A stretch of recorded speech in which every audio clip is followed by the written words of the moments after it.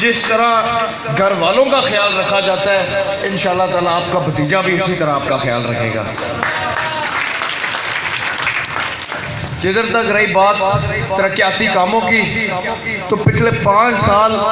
ان حکمرانوں نے جو ہمارے ساتھ کیا ہے، پچھلے 5 سال جو اس ایم این اے اور ایم پی اے نے ہمارے ساتھ کیا ہے، وہ آج سب کے سامنے آ گیا ہے۔ 5 سال یہ اخباروں میں بیان دیتے رہے ہیں کہ جی ہم میگا پروجیکٹ لا رہے ہیں، میگا پروجیکٹ لا رہے ہیں، لیکن آپ سب کے سامنے ہے کہ پچھلے 5 سال میں یہ ایک بھی میگا پروجیکٹ نہیں لا سکے۔ لیکن آج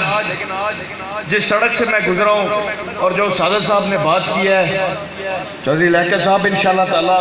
اس بات کا پیرا آپ کا بھتیجا دے گا اور سب سے پہلے آپ کا یہ کام ہوگا۔ یہ جب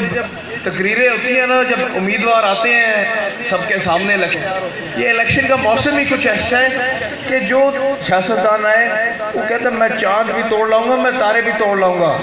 اور خاص طور پہ جس کا آخری الیکشن ہوئے، اس طرح ہمارے مخالف ہیں وہ کہتے پھرتے ہیں کہ جی ہمارا آخری الیکشن ہے، اس کے بعد ہم نے الیکشن نہیں لڑنا۔ جس کا آخری الیکشن ہوئے اس کو پتہ ہوتا ہے کہ میں نے دوبارہ آنا نہیں ہے ووٹ مانگنے کے لیے، نہ میں نے عوام کے بیچ آنا ہے۔ تو اگر آج میں وعدے کر دوں گا، کون سا کل کسی نے میرے وعدوں سے میرا پوچھنا ہے کہ میں نے یہ وعدہ کیا تھا یا فلانا وعدہ کیا تھا؟ لیکن آپ لوگوں کے بھتیجے کا یہ پہلا الیکشن ہے۔ آج آپ لوگوں کے پاس آیا ہوں، انشاءاللہ تعالیٰ 5 سال بعد بھی آپ لوگوں کے پاس آؤں گا، اور مجھے پورا یقین ہے کہ انشاءاللہ تعالیٰ 5 سال بعد جب دوبارہ اس گھر آؤں گا تو میں فخر سے آؤں گا، کیونکہ میں اپنے وعدے نبھا کے آیا ہوں گا آپ لوگوں کے پاس۔ چودھری حسین الہی، چودھری حسین الہی۔ ہمارے حلقے میں ترقیاتی کاموں میں